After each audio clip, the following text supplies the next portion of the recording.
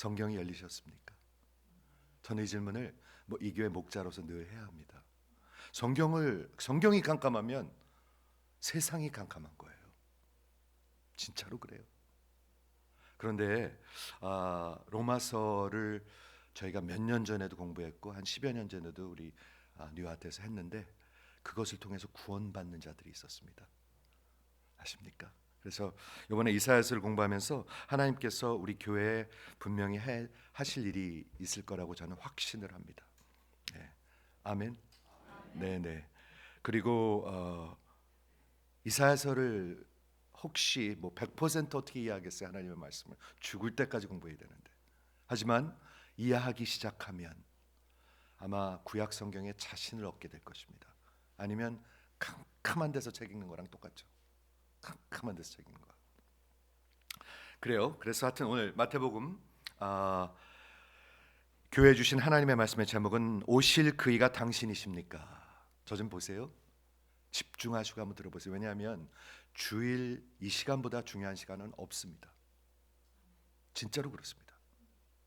주일 내가 속해 있는 그 교회의 corporate worship 시간보다 중요한 시간은 없습니다. 그래서 집중하셔야 합니다. 저는 그래서 사실 토요일 날 많이 하는 것도 별로 하지 않습니다. 준비하기 위해서 좀 쉬어야 되잖아요. 그래야 주일 날 하나님 말씀을 전하고 강단에 온 목사가 너무 고단해 보이고 이러면 별로 안 좋잖아요. 그렇죠? 그렇습니까? 울든지 웃든지 해주세요. 네, 예, 울든지 웃든지 반응을 좀 보여주세요. 네. 그래서 여기 오늘 그이가 당신이십니까? 여러분 그 톤이 어떻게 들리십니까? 지금 그 사람이 당신입니까? 하고 의심을 하고 있는 건가요? 아니면 그 사람이 당신 맞죠? 하고 확인을 하고 있는 건가요? 아니면 그저 지금 너무 혼돈스러워 가지고 그 사람 당신 맞아요? 혼돈스러워하고 있는 건가요? 굉장히 중요한 질문입니다. 이거는요. 그렇죠? 어떻게 확인할 수 있을까요? 그분이 진짜 왕의 왕이고 메시아고 예수인지 어떻게 확인할 수 있을까요? 예수님이 너희가 가서 보고 들은 것을 전하라. 그렇죠? 그런데 예수님이 하고 행하시고 말씀하신 것을 여러분들은 성경에서 볼 수가 있습니다. 그러니까 확신을 가질 수가 있습니다. 여러분은 확신이 있으십니까? 확신이 있다면 인생은 변해요. 확실히 변해요. 저는 그것을 확신합니다.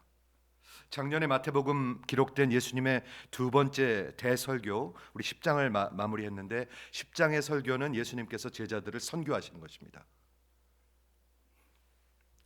우리 하나님은 선교 하나님, 교회와 선교가 하나님 마음 중심에 있습니다. 아멘 하는 분이 있네요. 교회와 선교가 중심에 있습니다. 지난주에 제가 교회를 사랑하시냐고 여러분한테 선포했습니다. 여러분 교회를 사랑하십니까? 저는 이런 질문도 하고 싶습니다. 교회가 있으십니까? 이거는 정말 중요한 질문입니다. 10장까지 하나님의 말씀이 정말 힘있게 어드밴스했습니다. 예수님이 가는 곳곳마다 능력과 권세로 침노했습니다.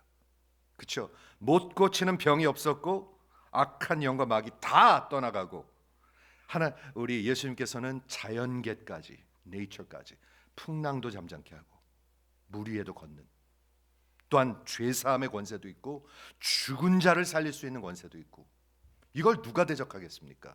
그렇죠? 정말 능력과 권세로 또한 그가 말씀을 전하실 때마다 모든 인간이 할 수 없는 말들 절대적인 말들을 하셨습니다. 여러분 성경을 조금만 귀담아 들어보시면요 인간으로는 할 수 없는 말들을 하십니다. 예를 하나 들어볼게요. 누구든지 내 말을 듣고 내 말 인간이 말한다고 생각해 보세요. 내 말을 듣고 행하는 자는 무너지지 아니하리라. 누가 인간이 그런 말을 할 수가 있습니까? 절대적인 말입니다. 여러분들이 듣지 않으니까 그렇지 이건 하나님이 하시는 말씀입니다. 이해가 되시죠? 하나님의 나라가 힘있게 권세 있게 forcefully advancing 10장까지는 이제 왔는데 마태복음 11장에 이르러서 이제 저자 마태가 이렇게 트랜지션 하기 시작합니다. 이제까지는 하나님의 말씀이 힘있게 권세와 능력으로 갔는데 11장 12장서부터는 뭐가 나타나기 시작하냐면 인간들의 반응이 나타나기 시작합니다. 어떤 반응이요? 무관심하는 것. 웃지도 않고 울지도 않아. 여러분 지금 웃고 계십니까? 울고 계십니까? 아무런 표정이 없어. 지금도 없어. 있으셔야 합니다, 여러분. 아니면 대적하기 시작합니다. 아무 반응이 없는 걸 전 너무 오랫동안 봤어요. 네. 그리고 반응은 없어. 그렇죠? 근데 이런 반응들이 나타나기 시작합니다. 마태복음 신약의 첫 번째 책으로서 주제는 뭔가요? 신약 성경의 주제는 뭔가요? 여러분 아십니까? 하나님의 나라입니다. 부자 되는 것 아닙니다. 그거는 거짓입니다. 거짓. 하나님의 나라입니다. The Gospel of the Kingdom. 예수님께서 와서 처음으로 하신 설교, 회개하라. 천국이 가까웠느니라. 회개하지 않으면 여러분은 하나님 나라에 속해 있지 않습니다. 회개해야만 하나님의 백성이 되고 그때 시작하는 겁니다. 신앙은 그때 시작하는 겁니다. 이해가 되시죠? 모든 인류가 하는 질문이 있을 것입니다. 지금도 있을 것입니다. 그 예수가 진짜인가? 그 예수가 진짜입니까? 그이가 예수 맞습니까? 진짜 마지막 심판대 앞에 섰을 때 예수 앞에 서는 거 맞습니까? 여러분 그거 확신하셔야 합니다. 이해하시죠? 그래서 11장과 11장에 세 부류의 사람들이 반응을 보입니다. 제가 오늘도 할 건데요. 말씀을 다 전한 다음에 마지막에 여러분한테 반응하십시오 합니다. 저는 맞죠? 매주 하죠 제가. 예. 웃고 있습니까? 울고 있습니까? 네. 여러분 반응하셔야 합니다. 하나님의 말씀에 반응은 반드시 있습니다. 따라와라 그러는데 따라오든지 아니면 말든지 아니면 돌이키든지 반응은 반드시 있습니다. 예수님이 따라오라 그러는데 따라오는 것도 반응이고요. 가만히 서 있는 것도 반응이고요. 반대로 가는 것도 반응입니다. 여러분은 그 셋 중에 반응을 하고 있습니다. 그렇죠? 남편이랑 상관없습니다. 아내랑도 상관없습니다. 교회랑도 상관없습니다. 여러분의 인생이 반응하고 있습니다.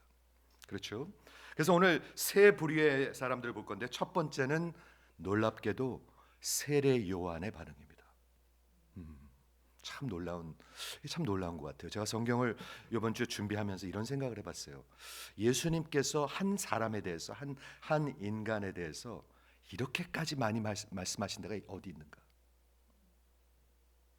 예수님께서 한 인간에 대해서 복음서에 이렇게까지 많이 말씀하시고 칭찬하신 분이 어디 있는가? 없죠. 한번 살펴보세요. 성경을 읽으실 때 그런 게 관심이 되시면 훨씬 재밌습니다. 성경에서 예수님이랑 가장 많이 대화한 사람이 누구입니까? 복음서에서. 놀랍게도 아마 사마리아 여인일 것입니다. 제자들도 아니고요. 사마리아 여인.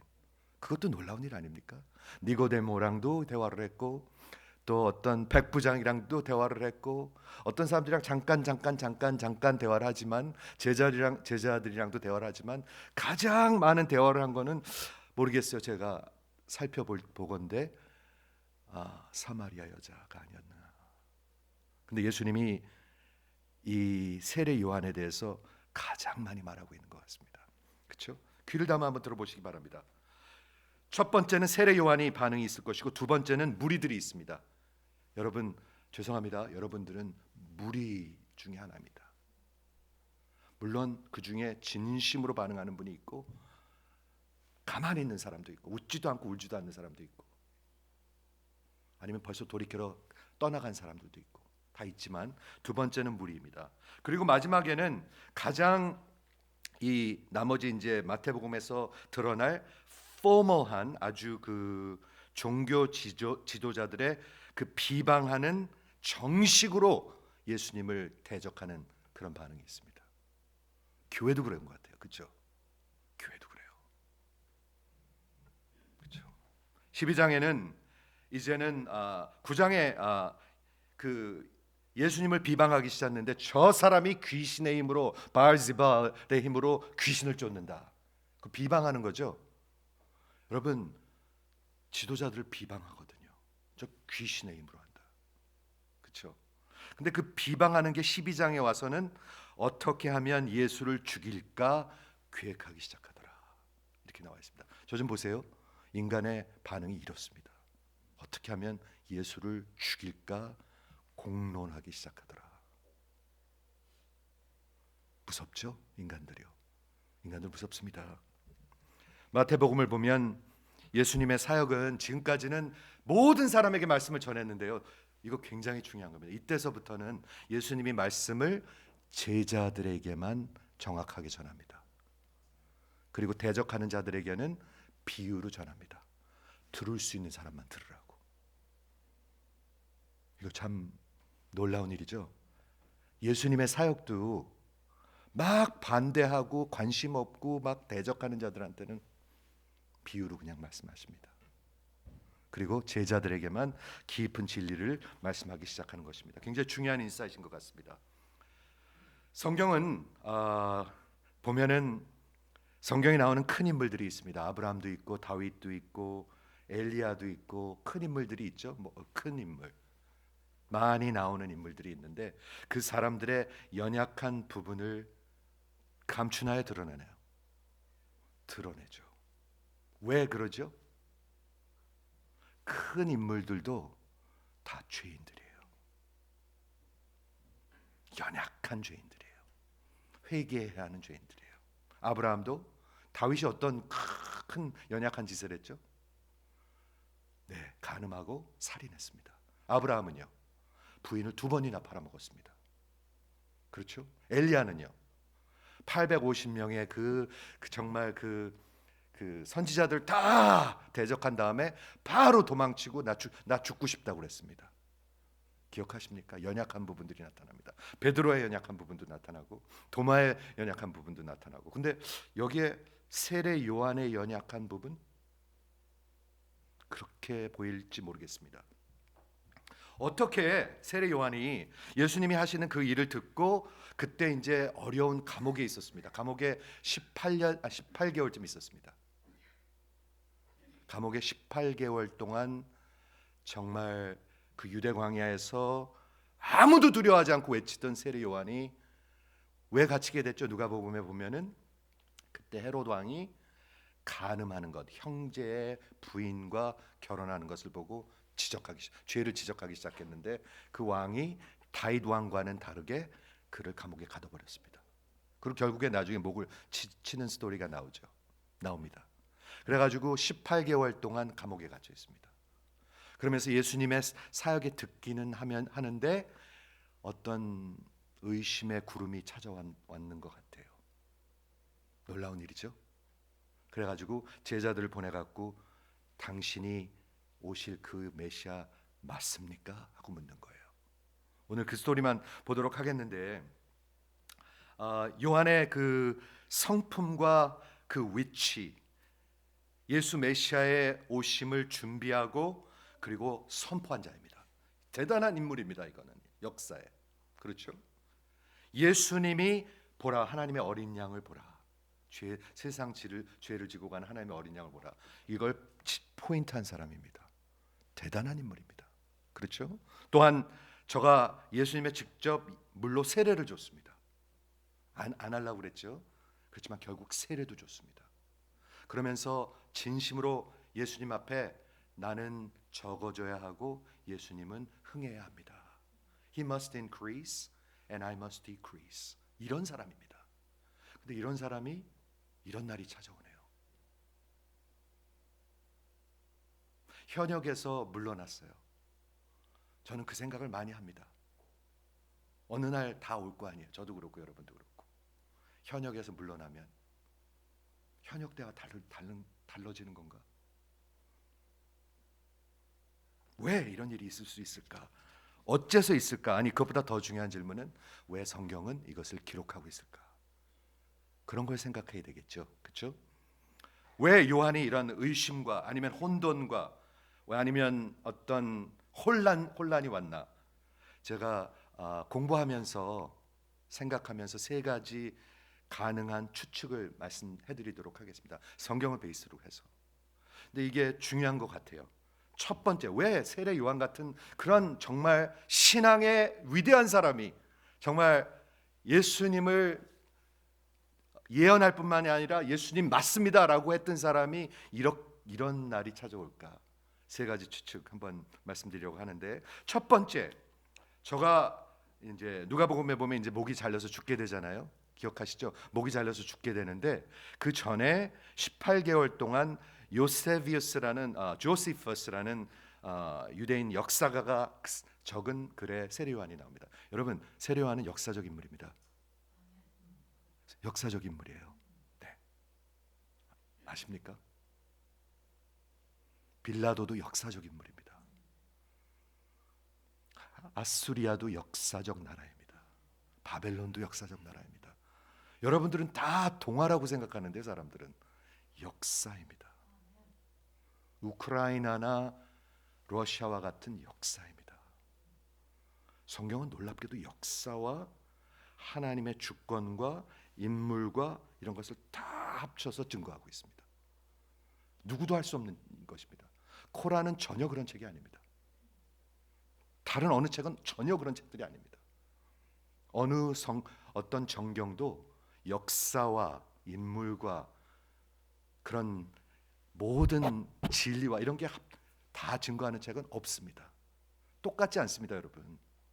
이해하시죠? 그래서 이제 세례 요한이 그 조시퍼스가 쓴 그 엔티퀴리라는 그 책에 보면은 마카로스 성이라는 데 감금돼 있었습니다. 그게 어디 있냐면 사해가 있어요. 사해. 데드시 저기 북쪽에 가면 5마일 떨어진데 마카로스 성이라는 데 아주 굉장히 덥고 굉장히 험한데 18개월 동안 감금돼 있었대요. 한번 상상을 해 보시겠습니까, 여러분? 현역에서 물러나서 그 광야에서 마음껏 외치고 회개하라고 그러고 세례 주고 예수님의 길을 준비하던 자가 그렇게 갇히게 됐어요. 왜 갇히게 됐죠? 왕에게 죄를 지적하다가 회개하라고. 그렇죠? 옳은 일을 하다가. 그래서 그가 홀로 있고 외롭고 또한 요한의 그런 광야의 그 야생마와 같은 성품으로는 더욱더 견디기 어려운 그런 환경이었을지 모르겠어요. 그런 이런 상황 가운데 아마 연약해지지 않았을까 혹시 그렇게 되지 않았을까 이런 추측을 해볼 수가 있습니다. 두 번째는 세례 요한이 선포한 메시아가 있습니다. 그렇죠? 세례 요한이 그 길을 첩경을 준비하라고 외치면서 외친 그런 메시아가 예수가 있습니다. 그렇죠? 어떤 예수였죠? 그가 올 때 성령으로 세례를 줄 것이고 그가 모든 불의를 다 멸하시고 심판하실 것이다. 지금도요, 제가 목회를 하다 보면은요, 자기가 생각하는 하나님이 아닌 것 때문에 고민하는 사람들이 많습니다. 하나님이 사랑이시라면 왜 저렇게 계속 많은 사람들은 죽어갑니까? 하나님이 공의로우신 분이시라면 왜 저런 악한 자들을 그냥 놔두십니까? 아니, 하나님이 진짜 전능자시라면 왜 저런 엉터리 종교들을 그냥 놔둬갖고 세상을 이렇게 복잡하게 놔둡니까? 이런 질문들을 하는 사람들이 있죠. 들어보셨습니까? 많아요. 관심 없는 사람들도 많지만 관심 있는 것처럼 보이는 사람들도 많아요. There is nothing new under the sun. 해 아래 새로운 것이 없습니다. 제가 30년 전에도 듣던 질문이고 지금도 듣는 질문입니다. 그거는. 왜 하나님께서는 선택을 하셔갖고 이 사람은 선택하고 이 사람은 선택하지 않습니까? 하나님은 공평한 분이 아닙니다 라고 따지는 그 들어보셨습니까, 전도사님? 늘 듣는 얘기입니다. 역사 2000년 동안 듣던 얘기입니다. 네, 세례 요한이 전하던 그 메시아는 이런 메시아였습니다. 마태복음 3장에 보면 나는 회개하게 하여 물로 세례를 주거니와 내 뒤에 오시는 이는 나보다 능력이 많으시니 나는 그의 신을 들기에 감당하지 못하겠노라. 그는 성령과 불로 세례를 베푸실 것이요. 그 다음에 12절에 손에 키를 들고 winnowing fork, 심판의 키를 들고 자기의 타작마당을 깨끗하게 하실 것이며 알곡은 모아 곳간에 들이고 쭉정이는 꺼지지 않는 불에 태우시리라. 뭐를 얘기하고 있죠? 심판을 얘기하고 있어요. 근데 예수님이 보는데 그런 걸 하는 것 같지가 않아. 그러니까 세례 요한이 어쩌면 내가 선포하고 내가 저분이 맞다고 얘기했는데 아무리 봐도 이렇게 선포하는 구약 성경에 나오는 메시아하고는 좀 다른 것 같아. 그래서 의심이 올 수 있지 않았을까. 그렇죠? D.A. 칼슨 목사님이 이걸 이렇게 얘기합니다. 이 세례 요한의 마음을 이렇게 표현합니다. 병든 자 고치는 것 좋습니다. 죽은 자를 일으키는 것 좋습니다. 귀신 쫓고 광풍을 잠잠케 하고 의를 선포하고 하나님의 나라를 선포하고 하는 것 좋습니다. 그런데 공의와 심판은 어디 있습니까? 가이사의 그 부패한 잔인함이 중단됐습니까? 저 악한 성전 지도자들, 종교 지도자들이 없어졌습니까? 헤롯 안티파스나 그 구역질 나는 그 부패가 지금 드러났습니까? 이게 속이 상하는 거예요. 그렇죠? 왜 요한은 마카르스 요새에서 감옥에서 쇠하여져 가는데, 그렇죠? 예수 메시아는 이런 불의를 보고만 계신 겁니까? 이런 마음이 있었을 수도 있어요. 이해가 되시죠? 그런데 저는 이거보다도 세 번째 추측이, 이제 제가 말씀드려 하는 세 번째 추측이 가장 저는 믿어져요. 세 번째 추측이 뭐냐면, 어쩌면 이 약해져가는, 쇠약해져가는 요한이 나는 여기 있는데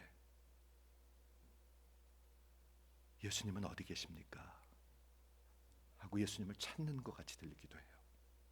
나는 이렇게 당신을 위해서, 하나님 나라를 위해서 이렇게 외치다가 이렇게 쇠퇴해 가는데 이 땅에 메시아로 오신 분이, 나의 주님께서 왜 나를 이대로 놔두십니까? 라고 들리기는 해요. 세 개 다 가능성이 있어요. 그렇죠? 그런데 이 예수를 찾아온 제자들을 보냈잖아요. 그래가지고 당신이 맞습니까? 했을 때 예수님께서 하신 반응을 보셔야 돼요. 예수님이 어떤 반응을 하셨습니까? 이게 의심이었습니까? 아니면 혼돈이었습니까? 아니면 확인을 구하는 것이었습니까? 우리는 확실히 알 수는 없습니다. 하지만 예수님의 반응을 한번 보세요. 예수님이 이렇게 반응하십니다. 예수께서 대답하여 이르시되 너희가 가서 듣고 보는 것을 요한에게 그대로 알리라. 제자들이 뭘 봤죠? 맹인이, 눈먼 자가 보고, 못 걷는 자들이 걸으며, 나병 환자들이 깨끗함을 받으며, 못 듣는 자가 들으니, 죽은 자가 살아나며, 가난한 자에게 복음이 전파되더라. 이게 뭐죠? 이사야서에 나온 메시아의 예언들입니다. 성경을 이룬 자라는 걸 가서 증거하라는 거예요. 그리고 진짜로 소경이 눈을 뜨고, 걷지 못하는 자들이 걷고, 듣지 못하는 자를 듣고, 이런 일이 일어난 거예요. 누가복음에 보면 이거하고 똑같은 스토리가 나옵니다. 성경에 이제 그렇게 공부를 하면 좋거든요. 똑같은 스토리가, 패러럴 스토리가 마태복음 11장과 누가복음 7장에 나옵니다. 근데 누가복음에 똑같이 질문합니다.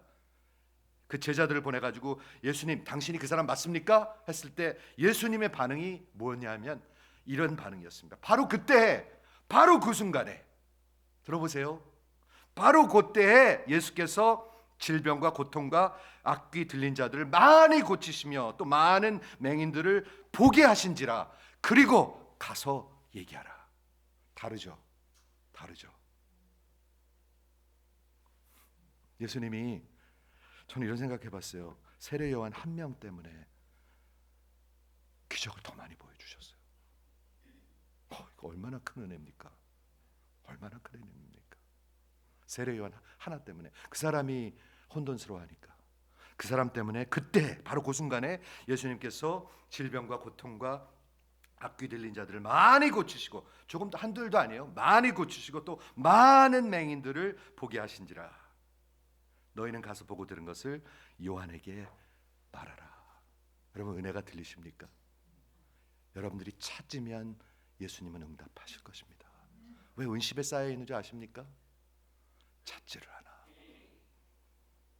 찾지를 않아서 그래요. 왜 힘이 없는 줄 아십니까? 영혼 속에 찾지 않으셔서 그렇습니다. 예수님께 구하시기 바랍니다. 그대로 가, 그대로 가. 마치 어린아이가 얻어 맞으면서도 말 안 듣는 것. 그렇죠? 그런 어린애들이 있어요. 아주 고집스러워가지고 얻어 터지면서도 말을 안 들어. 인간들이 그래요. 그렇죠? 예수님께서 바로 그때 요한을 위하여, 도마를 위하여, 베드로를 위하여, 다윗을 위하여 나단을 보냈어요. 어쩌면 여러분을 위해서 이 강단을 세우신 거예요. 아멘. 웃지도 않고 울지도 않아, 이런 말을 해도. 네, 다시 여러분을 위해서 이 강단을 세우시는 거예요. 들리셔야 돼요, 여러분. 맨날 들어도 똑같아. 찾지도 않고 돌이키지도 않고 움직이지도 않고. 가서 요한에게 말하라 보고 들은 것.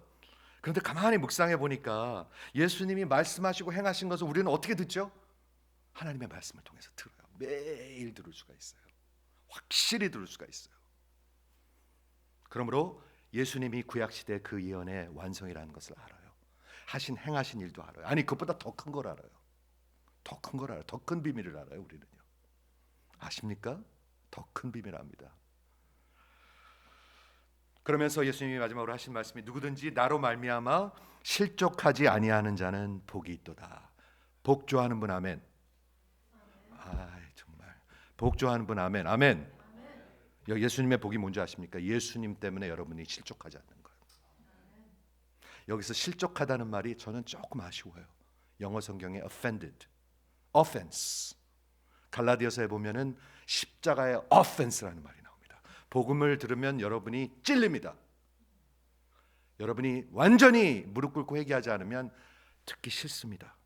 아이고, 또 야단 맞네. 이놈의 교회는 오기만 하면 야단을 맞아.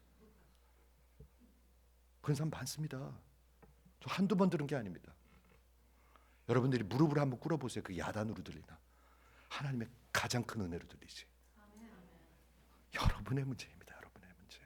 그러면서 뭐라고 얘기하시냐면 누구든지 나로 말미암아 실족하지 않는 자는 복이 있도다라고 말씀하시는 것. 뭐라고 요한한테 전하라는 거예요? 요한아, 혼돈스러워하지 마. 내가 메시아다. 나를 믿어라. 라고 말씀하시는 거예요. 나를 믿어라. 그 다음에 이제 제자들이 떠나가니까 예수님께서 그 요한에 대해서 말씀하시는데 여기 기가 막힙니다. 예수님이 여러분에 대한 뷰가 있으실 것입니다. 저에 대한 것도 그렇죠. 예수님이 이 교회에 대한 뷰가 있을 것입니다. 요한계시록에 보면 7교회가 나오는데요. 예수님이 각자 교회를 말씀하십니다. 저 좀 보세요. 저와 여러분이 교회입니다. 예수가 있는 사람들이.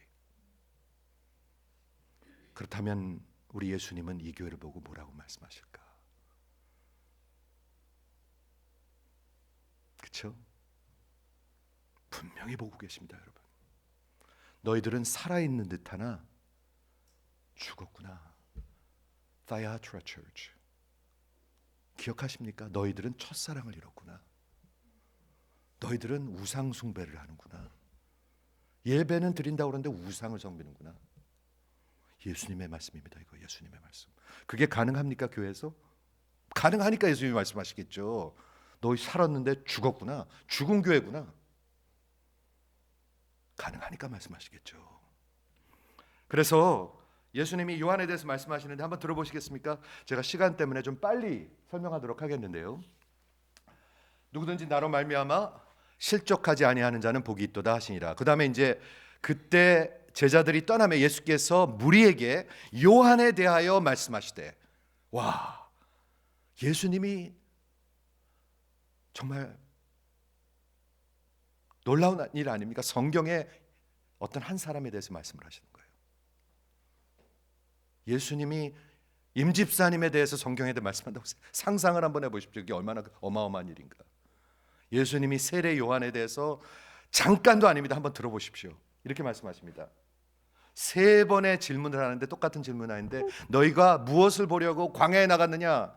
너희가 무엇을 보려고 광야에 나갔느냐? 너희가 무엇을 보려고 광야에 나갔느냐? 왜 질문하시죠? 세례 요한이 사역하던 것은 광야에 있었습니다. 유대 광야에 있었습니다. 너는 즉 세례 요한을 어떤 사람으로 보고 나갔느냐 이거예요. 어떤 사람으로 보느냐. 그렇죠? 첫 번째, 너희가 무엇을 보려고 광야에 나갔느냐?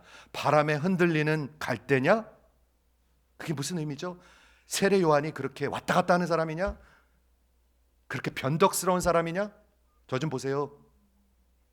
하나님이 그거 보고 계십니다, 여러분. 저와 여러분에 대해서 보고 계십니다. 변덕스러운 사람인지, 왔다 갔다 하는 사람인지, 진짜 담대한 사람인지. 그렇죠? 보고 계십니다, 여러분. 두 번째, 그러면 너희가 어찌하여 나갔느냐? 무엇을 보려고 나갔느냐? 8절에 보니까 부드러운 옷을 입은 사람이냐? 부드러운 옷을 입은 사람들은 왕궁에 있느니라. 그게 무슨 뜻이죠? 구약 시대에 선지자는요, 그 하나님의 말씀을 전하는 선지자들이 있었고 왕을 돕는 선교자들이 있었습니다. 궁전 안에 있는 왕을 돕는 왕의 비유를 마친 사람들은 비단 옷을 입고 있었습니다. 부드러운 옷을 입고 있었습니다. 근데 세례 요한은 그런 사람이 아니었습니다. 돈 때문에 사역하는 사람이 아니었습니다. 아시겠죠? 그 다음에 9절에 보면 그러면 너희가 어찌하여 나갔더냐? 선지자를 보기 위함이 아니었다. 선지자 보러 간 거 맞지? 하시면서 옳다. 내가 너희에게 이르노니 선지자보다 더 나은 자니라. 어떻게 더 나은 자죠? 선지자가 누굽니까? 저 좀 보세요.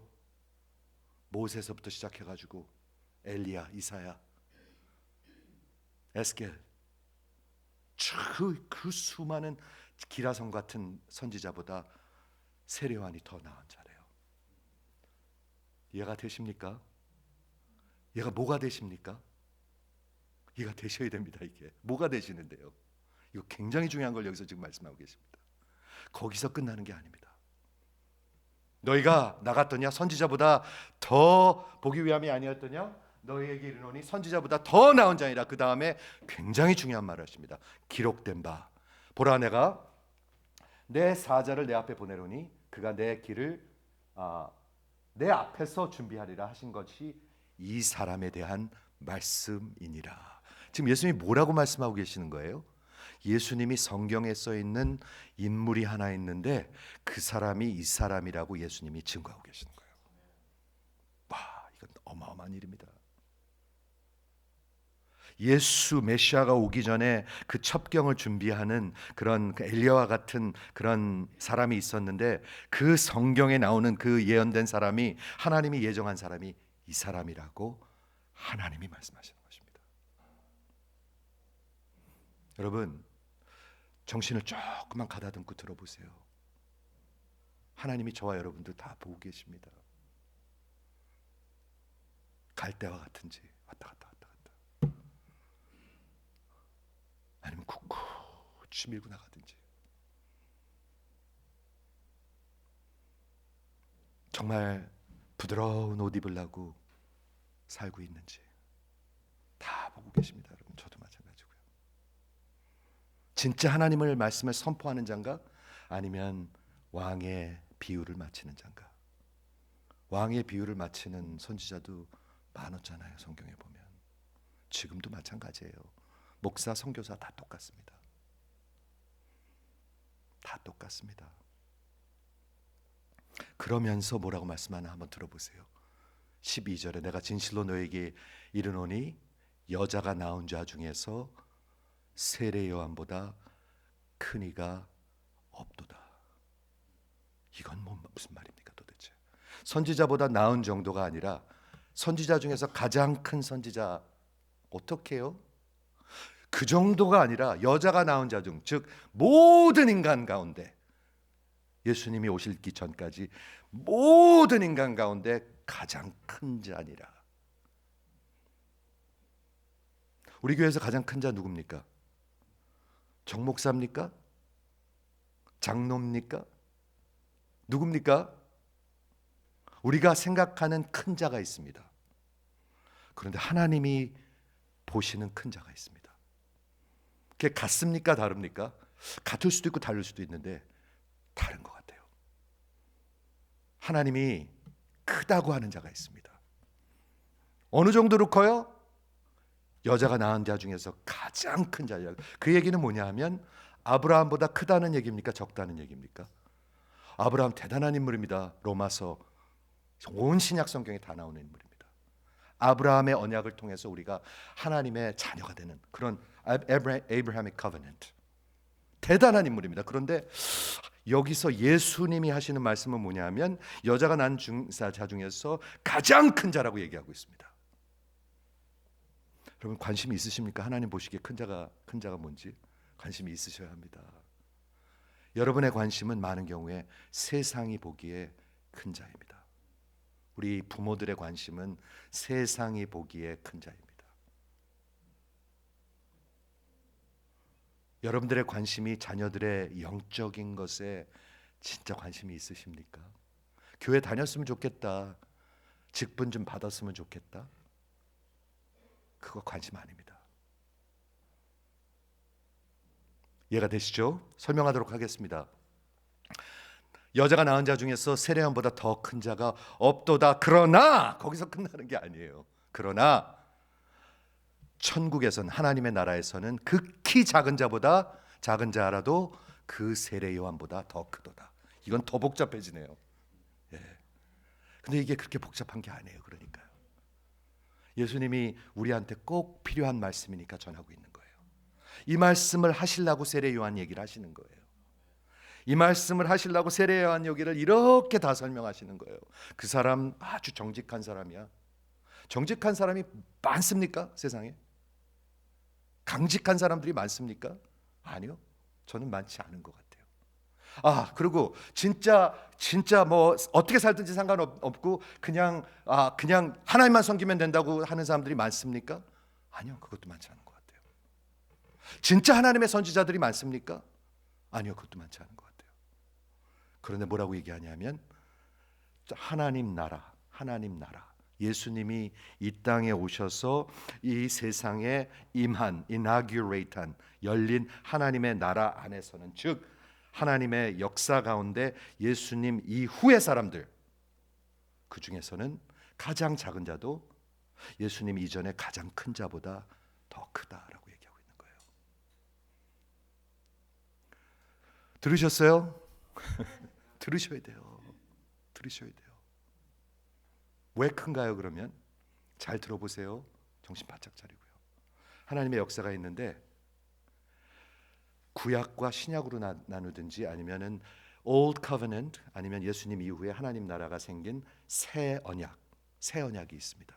잘 들어보세요.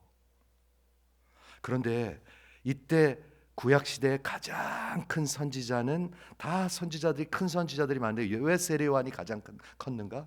세례 요한은 예수님에 대해서 예언할 뿐만이 아니라 이분이 메시아다라고 지목할 수 있는 분이었습니다. 큰 사람입니다.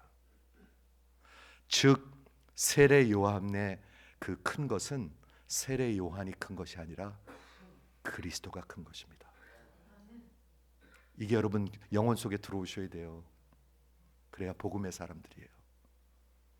안 그러면 세상의 큰 것 때문에 정신들이 다 나가 있어요. 진짜로 그렇더라고요. 돈 버는 것 때문에. 돈 버느냐고. 돈 버는 것 때문에. 돈이에요, 돈. 그렇죠? 그래도 먹고 살아야 뭐 예수도 믿고 할 거 아닙니까? 이딴 말 하는 사람들 아닙니다. 그런데 예수님이 오신 이후에 하나님 나라에 속한 자들, 여러분 하나님 나라에 속하셨으면 한번 아멘 해보세요. 이쪽도 한번 아멘. 네. 하나님 나라에 속한 여러분이 세례 요한보다 큰 자다? 그게 어떻게 가능합니까? 물론 그 말은 우리가 인격적으로 아니면 우리가 정직함으로 우리가 행하는 사역으로 이것으로 크다는 얘기가 아니죠. 그런데 하나님 보시기엔 진짜로 커요. 그게 무슨 말입니까? 마치 세례 요한이 어떤 선지자보다 예수님을 더 확실하게 선포할 수 있었던 것처럼 우리 신약 시대에 살고 있는 하나님 나라의 시대에 살고 있는 저와 여러분은 세례 요한보다도 예수님을 더 확실히 전할 수 있는 사람들입니다. 그 얘기를 하고 있는 것입니다. 어떻게 뭐를 더 알죠? 예수님이 십자가에서 죽으신 걸 알아요. 세례 요한이 알았나요? 어렴풋이 알았지만. 세례 요한이 예수님이 부활한 걸 아셨나요? 어렴풋이 알았겠지만, 예언이 있었으니까 알긴 알았지만 우리 같이 알진 않아요. 세례 요한이 그 선지자들이 그 부활하신 예수님이 승천하시고 지금 왕의 왕으로 온 역사를 다스리는 걸 알고 있었나요? 어렴풋이는 어느 정도 알았는지 모르겠어요. 그러나 성경과 성령의 역사로, 그리고 역사적 증거로 아는 우리보다 더 확실하게 알고 있지 않다는 얘기예요.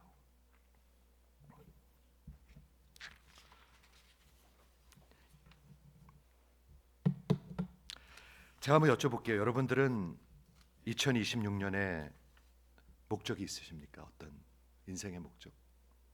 진짜로 묻고 있습니다. 우리 지금 훈련을 하는 이유가 뭘까요? 그 공부해서 조금 더 알라고? 아닙니다. 이 속사람이 변합니다. 인격적으로 변합니다. 여러분, 제가 지난주에도 말씀드렸지만 우리 인간들은 다 변하고 있습니다. 온 역사에 변하지 않는 것은 하나님 한 분입니다. Immutability of God. 나머지는 다 변하고 있습니다. 여러분 마음들이 옛날 같지 않더라고요. 교회를 향하는 마음들이 옛날 같지 않더라고요. 나빠졌다는 얘기가 아니에요. 변했다는 얘기죠. 옛날 같지 않더라고요. 작년 같지도 않더라고요. 들어보세요, 여러분. 여러분들이 아내를 향하는 마음도 옛날 같지 않더라고요. 같지 않아요, 여러분. 다 변하고 있어요. 한결같은 사람? 그런 거 없어요. 인간은 다 변하고 있어요. 여러분은 하나님의 나라에 대해서 어떻게 변하고 계십니까? 제가 그 질문을 지난주에 하니까 반응한 사람들이 있었습니다. 듣는 사람들은 듣습니다. 맨날 그대로 있는 사람은 그대로 있고요. 여러분은 반응하십니까? 반응한다고 그랬잖아요. 하나님 말씀 들으면 반드시 반응해요. 안 그러면 안 해요. 그대로 있어요.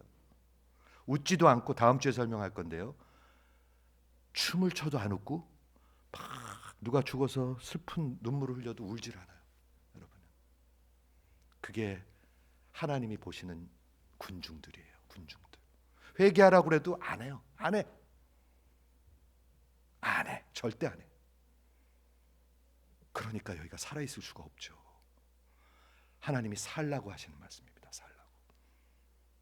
이해하시죠?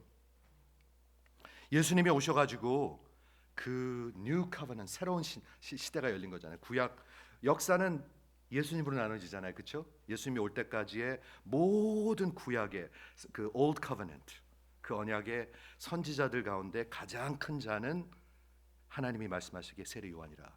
아니, 그 정도가 아니라 여자가 낳은 모든 자 중에서 가장 큰, 즉 세례 요한보다 예수님을 더 확실히 전한 사람이 없다는 거예요.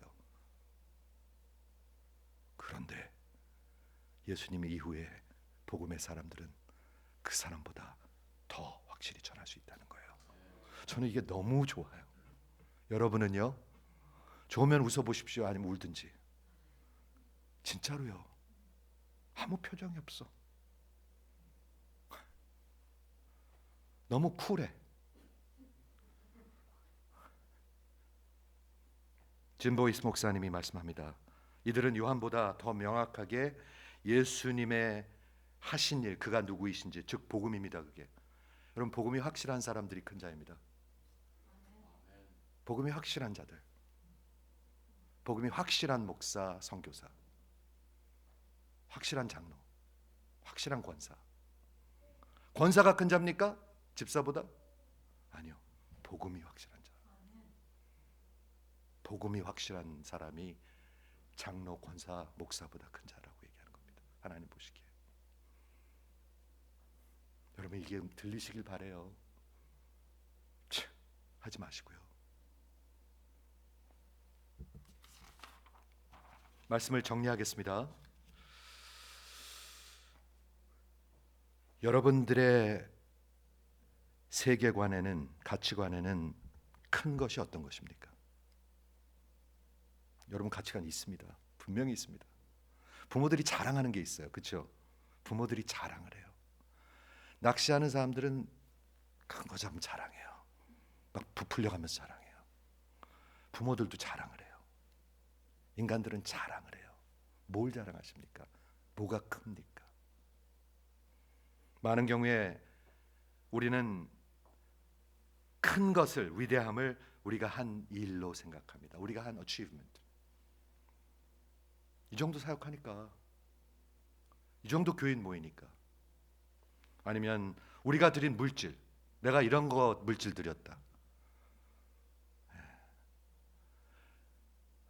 아니면 우리가 얼마나 지혜로운 자인가, 아니면 우리가 얼마나 좋은 설교를 하는가, 아니면 우리가 얼마나 좋은 달란트를 갖고 있는가, 아니면 우리가 얼마나 더 용기 있는 사람인가, 아니면 우리가 얼마나 정말 분별력 있는 사람인가, 이런 나의 것으로 나의 위대함을 얘기하려고 그래요. 하나님은 그렇게 하지 않으십니다. 내 안에 있는 그리스도가 얼마나 확실한가, 그게 큰 겁니다. 하나님 보시기에. 저는 이게 얼마나 귀한 말인지 모르겠어요. 저는 얼마나 이게 귀한 말인지 모르겠어요. 공부 많이 한 거, 목회 꾸준히 잘하고 크게 하는 것, 뭐 선교도 많이 하고 뭐 그런 게 아니에요. 하나님 보시기에 큰 건요, 내가 얼마나 그리스도를 확실하게 포인트하고 확실하게 선포할 수 있는가, 증거할 수 있는가, 그게 큰 자라고 얘기하고 있어요. 근데 예수가 없는 자들은 그렇게 못해요. 못해요. 어떻게 해요? 없는 거를. 제가 늘 하는 얘기가 있습니다. You cannot give what you do not have. 없는 걸 어떻게 나눠줘요? 그런데 예수가 있는 사람들은 반드시 나눠줍니다. 저는 그건 믿습니다. 반드시 나눠줍니다. 여러분의 인생을 하나님 앞에서 보셔야 합니다. 목사, 선교사 다 마찬가지입니다. 장로, 권사 다 마찬가지입니다. 다 마찬가지입니다, 여러분. 예수님의 그 measuring rod라고 그럴까요? 어떻게 세례 요한이 여자가 낳은 자들 중 가운데 가장 큰 자라는 말을 하나님은 하실 수가 있을까요? 하나님이니까 하실 수 있지. 하나님도 보시는 눈이 있는 거지. 하나님도 재는 그런 기준이 있는 거지.